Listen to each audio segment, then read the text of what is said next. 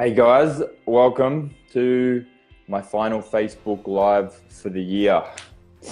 My final planned one anyway. Today I'm talking about shoes and feet and 99 reasons to throw your shoes out. I probably won't actually come up with 99 reasons, but if I can come up with 2 really good ones, or 3, maybe it will be worthwhile. So I've been kind of rehabilitating my own feet lately. I've come across some guys on Instagram a few months ago called the Foot Collective that a client put me onto. I'd recommend you check them out, the Foot Collective on Instagram. They are physios, but they specialize in feet. They've got lots of cool stuff. Yeah, so I got onto the Foot Collective and I bought some toe spreaders. If you haven't seen toe spreaders, they're these little devices, little silicone things that you put on your toes, and they wedge them all open. They help you rehabilitate your feet. Because one of the problems with shoes is that they cramp your toes together, you know. And a lot of people you see have, especially women that wear like pointy and high-heeled shoes, will have very kind of cramped toes like that, and it stops the proper movement of your foot. And the foot is an incredibly important part of our anatomy because it's the part of our anatomy that touches the ground. So whatever happens to the foot, because during gait, all movement starts at the foot. So whatever happens at your foot, if there is any dysfunction at your foot, it's going to be magnified throughout the rest of your kinetic chain. G'day JP, welcome. So it's really important that we rehabilitate our feet, that we or habilitate them in a lot of instances, because more often than not, we've always worn shoes, right? And it's only recently that we've been able to get shoes that are actually functional, that allow your toes to spread and don't have a sole that supports your foot and instead allows it to move. Because you think, it's kind of a natural law of the body that your body is constantly adapting to whatever it comes across, right? Whether we like it or not. Some of those adaptations are good, some of them are bad. An example is if you sit on a seat for 8 hours a day, and a chair is typically round and has more or less a 90-degree curve in it, which our lumbar spine is not meant to have, And even though we think of bone as being pretty solid, even bone is susceptible to remodeling based on the pressures put on it. So our feet and our toes do very much change shape and will be deformed by wearing shoes, by injuries, by spraining ankles and stuff and not allowing them to heal properly, or not reactivating any muscles that have been inhibited due to the pain. Super important stuff. So there are a few reasons that I decided to do this. That was one of them. Just my recent kind of exploration of feet and their role in a functional body, and healing and repairing my own, and doing research and study into that. And also, so there's kind of 2 components. One is the biomechanical movement component of what our feet do, and the other thing is just earthing and grounding. The importance of having bare skin touching the earth's surface that normally our feet would do most of the time, but now we have shoes that insulate us. So this is particularly important and is going to be even more important moving into the future with 5G. So the 5G network is being tested here now, and it's going to be rolled out in 2020 or 2021, and it's a much higher frequency of wavelength of microwave than what 3 and 4G networks are, which means it doesn't travel as far, which means they have to put a higher wattage into it. So it's going to disrupt biological systems a lot more. And you know, I've only just started looking into this the last couple of days, into the 5G network and the dangers that it poses. So with all electromagnetic frequencies, they disrupt our body's own frequency and the frequency of our viscera and our organs. When you are earthed, when you touch your bare skin on the earth's surface, and whether that's your feet or your hands or your back or whatever, or if you have an earthing device like an earthing blanket that has an electrical connection to the earthing socket, then you're creating a current with the earth, and your body's electromagnetic charge will be the same as what the earth's is, which should be zero. So when we move through electromagnetic fields that come from your computer or your phone or from the 4G network that would normally put a positive charge into our body, the earth will neutralize that, it will harmonize it. So we don't get the dangers of the electromagnetic frequencies that happen when we're earthed. So the first reason, let's see if I can get to 99. First reason for not wearing shoes is because they prevent you from earthing. You can get shoes now that are earthed, that have a little copper electrode or a little copper patch in the bottom of the sole, so that you are earthed even when you're wearing the shoes. So they're really cool. The second reason is that they prevent proprioceptive feedback. When you look at the brain, you look at particularly the sensory and motor cortexes, there's what's called a visual representation of those cortexes is known as the sensory motor homunculus, and you can Google it now if you're interested. It's a visual representation of how much brain area, how much cortical space is given to different areas of your body. So about 30% of motor output and sensory input to the brain coming from the whole body comes from the mouth. 30% is huge, right? So when you see the sensory motor homunculus, it's this little character with a huge mouth.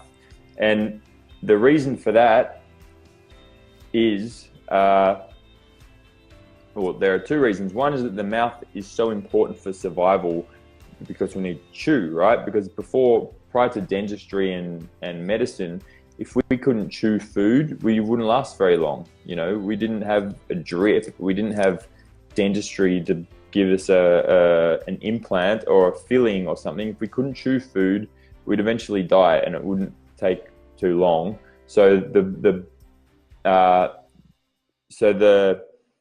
tongue has to be able to sense what's happening in your mouth really vividly. And you'll notice this if you just feel around your tongue, feel your tongue around your mouth right now.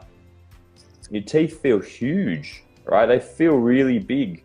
It's the same if you've ever had dental work, you have a new filling, or if you have something stuck in your tooth, you can't leave it alone, you know? You'll be there for like hours or days just feeling it with your tongue because it feels different, because your brain this area is so highly innervated. The other areas that are really big are your hands, your feet, and your genitals. So your hands are really big, obviously, because of great dexterity. Oh yeah, I didn't mention the other reason that we have such great sensory motor connection with our mouth is because of language, because the dexterity of the tongue needs to be so great and requires so much brain power to make the different positions that our tongue needs to make for language, and our lips and our mouth. The hands are similar, you know, we need incredible dexterity in our hands. So they take up a huge amount of cortical space. See, look how big my hands are. And this will change, you know, the brain is plastic. So if you were to look at the brain of the motor cortex of someone that plays the guitar or the violin or the piano or something that needs even greater dexterity of your hands, then you'll see they have an even bigger or more densely neurally populated area of their motor cortex. So the feet have this huge area as well, because they need to have equal dexterity to what the hands have in order to navigate the environment properly.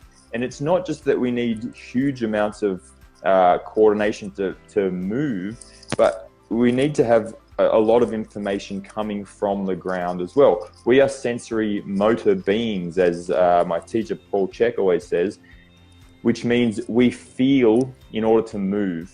If you were to, you know, when you sit down and you get a dead leg and you can't feel where your foot is, and it makes it incredibly hard to actually coordinate how to move your foot, right? Sensing our environment, or sensing where we are in space, is incredibly important for movement. It's this two-way street. So the feet have huge amounts of proprioceptors. Proprioceptors are little receptors in the joints and the muscles that tell your brain exactly where your body is, tell your brain exactly where your foot is in space, so that we can feel and adjust to the ground. There is a really good paper written by, who is it? I've read it so many times, it'll come to me, but it's called The Spinal Engine. And he talks about the way the pelvis and the spine are shaped in order to turn ground reaction forces. So when your foot hits the ground, there is a vertical force that moves up your leg, and the pelvis is designed to turn that vertical force into a rotation force, so that the force rotates up and down the spine. It moves up and down the spine via the annulus of the disc. Within the intervertebral disc, there's a nucleus, pulposus, and there's an annulus. And the annulus is made of 16 kind of rings. 8 of them travel each direction. And energy moves up through these rings in a double helix shape that the pelvis is converting from vertical ground reaction forces. So our feet need to be able to adjust to the ground in real time, completely flawlessly, in order to position our lower leg properly, so that our pelvis has a way to turn that force into a rotational force. This requires a lot of coordination and a lot of brain power, hence the really big area of the motor cortex given to the feet. When we wear shoes, first of all, you're losing all that sensory information, because you're giving your foot just a flat, hard, unchanging surface, right? Your foot doesn't have to react a lot when it's always landing on the same surface every stride. If you think about how much coordination your feet need if you're going to run down a bush track, think about the number of muscles in your foot, you know, the number of bones and joints that all have to be coordinated correctly. It's a very demanding task. When we're wearing shoes that are like coffins for our feet, really, jamming them up and just giving them this hard, dead surface, which is very much like most of the other, comfort increasing devices that we've developed lately that make things so easy for us, but also take away any kind of challenge and adaptation. So your feet don't need that kind of feedback when you're wearing shoes, so we lose it. The other thing is that when you're wearing shoes, particularly padded shoes, like Air Max would be the worst, where you're walking on a cushion, basically, it actually changes the feedback coming from the ground. So not only are you losing the integrity of the feedback, but you're getting false feedback. Because when your heel hits the ground, the cushion is bouncing you back up, and you're not, it's throwing the timing out. So anybody that wears shoes, and particularly Air Max or gel shoes or anything like that, will, when you start wearing barefoot shoes, you'll notice that you just hammer your heel into the ground. It starts to get sore. We need to relearn to walk again. And most of the time now, our feet are so deconditioned that to just start wearing bare feet, it causes people problems. You know, I in the beginning, you know, maybe probably nearly 10 years ago now, when I started wearing barefoot shoes, and I got the Vivo sorry, not Vivo, Vibram 5-finger shoes, and I was getting my clients to wear them. And a lot of people would start to have massive problems with their feet just from wearing bare feet for a couple of hours a day. We need to rehabilitate. We need to have a structured way of progressing people from where their feet are at all the way up to the task of walking barefooted. And that sounds funny because you think walking barefooted isn't very demanding, but if you've been wearing shoes for your whole life, walking without shoes is a very demanding task. You know, it's like if you were to wear a knee brace for 10 years, and then one day you decide to take that knee brace off, your knee is going to be very unstable. You're going to have to rehabilitate it and take it very slowly. Yeah, so that's what I was talking about. So Kurt's asking the name of the shoes that are designed to have the same shape as your feet. Yeah, they're Vibram 5-fingers. They're the ones that actually look like feet, where there's a separate bit for each toe. They probably give you the best sensory feedback because every toe can move on its own. I used to wear them a lot, but they do come with some problems. It's very hard to get socks for them, and particularly cotton socks. All the socks are synthetic, which I didn't like. And I've recently found, or in the last couple of years, Vivo barefoot shoes, which look like a normal shoe, and they've got just a 3mm sole that allows your foot to feel the ground. Like when you're walking down the road, you can still feel every crack in the footpath and every gum nut that you step on, but it's puncture resistant, so you're not going to cut yourself. And they have a big wide toe box, which means your toes can spread out and still move properly. So there are some good barefoot shoes out there. The Vibram 5-fingers are one, Vivo barefoots are the other. That's the big thing with shoes, why they're such a big problem. And you think about it like this: adaptation meant that we're perfectly adapted to our environment. And it takes hundreds of thousands of years for the genome to adapt. There are individual adaptations that happen that are always happening. But as far as for the genome to adapt to the environment, it takes, I think, 100,000 years to change 0.01% of our genes, which doesn't sound like much, but we only have a 2% difference with monkeys. 98% of our genes are the same as a monkey. It's still a very slow process. My point is, we're perfectly adapted to the environment as it was pre-agriculture. And since then, we've done all sorts of things to try and change our environment to make it more comfortable, to mean that we use less energy, to mean that we've kind of tried to improve on our environment. But what's happened is that it's actually devolving us. We're not having to adapt to the environment. There's a particular term that's been coming up for me a lot recently called hormesis, and hormesis is a low level of stress that is at a low enough level that we can have a functional or a positive adaptation to that thing. And that's where we're seeing a lot of that lately with fasting and with the Wim Hof cold exposure and cold immersion. Oxygen depletion is another one, breath holding and stuff. These things are stressful on the body, but we adapt and we have a positive adaptation. We're actually doing the opposite of that. We've taken away all these hormetic stresses. We've taken away all these low-level acute stresses, and we're doing that more and more to make the world easier and easier for us. And in doing so, our bodies are devolving because they're not having the challenge that is making them need to adapt.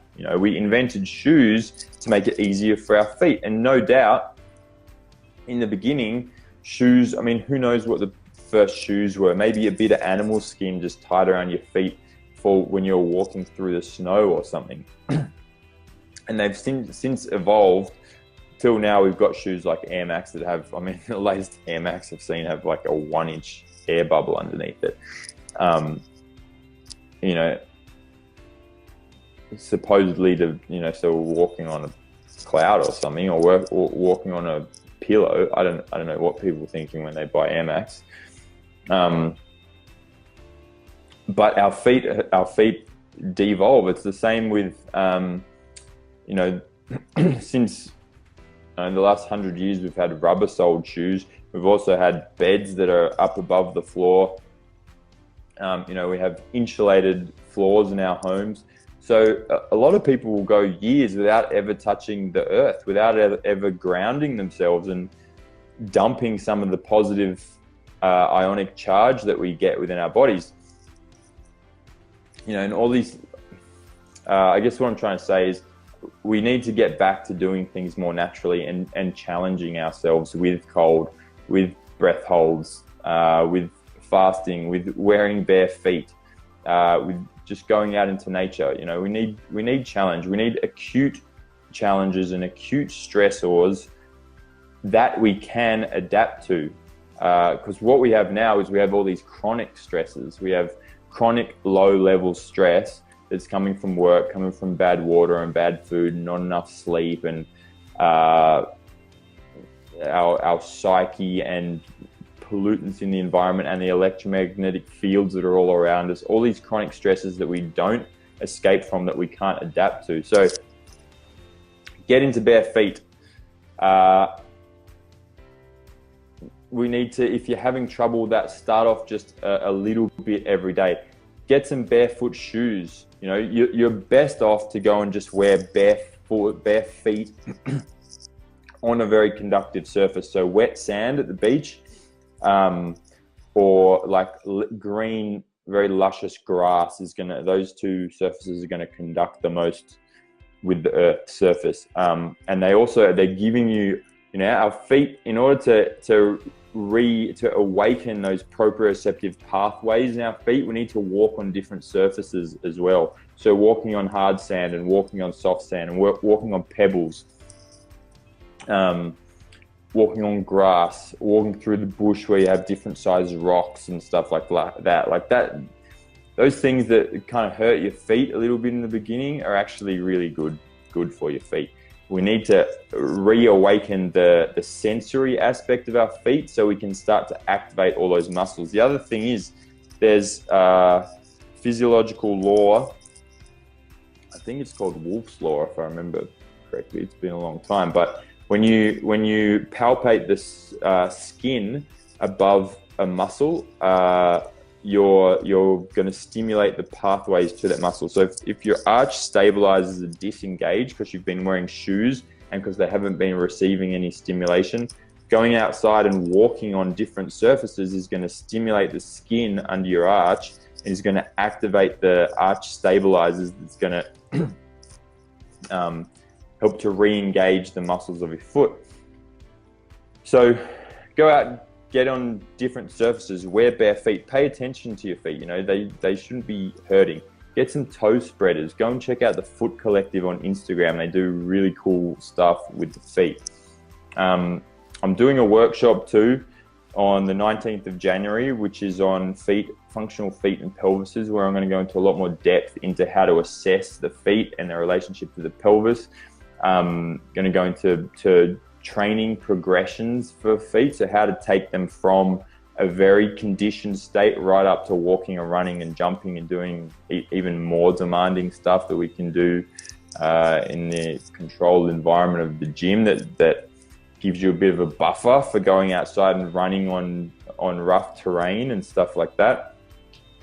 We're also going to look into the visceral connection. So there's a connection between your organs and your feet in a few ways. One is that the visceral inflammation can inhibit key stabilizer muscles around your trunk and your pelvis and change the way that your body stabilizes your pelvis. That then is going to have a change in the way that force is applied to the ground through your feet. Because basically when your pelvis tips forward, your knees roll in, your feet collapse. So if there's inflammation, your pelvis can't be stabilized properly, that's going to happen. So I'm going to go into ways of assessing that. There's also, like if you're familiar with reflexology, you know, that you will see the little reflexology charts where you see the soles of the feet and all the different organs on the soles of the feet, which is where your viscera are dumping stress. If an organ is inflamed, there are pathways to your hands and to your feet and to muscles, the whole musculoskeletal system, that can be traced or and tracked, so that the inflamed viscera will dump stress into a certain part of your foot and create pain there. So again, walking on rough surfaces, on pebbles and stuff like that, or any kind of surface that is going to give you maximal proprioceptive feedback is going to help with that as well. So I hope that's been helpful, guys. If anyone's got any questions, feel free to shoot them in. Just type them in there. I'll get back to you as soon as I can. Come and join me on the 19th of January if you're interested. I'd love to have you there. It's a workshop. It's for everybody. It's not just for movement professionals, just for anybody with feet. I'm assuming most people watching have feet. So thanks, guys. Happy New Year. Happy holidays. Peace.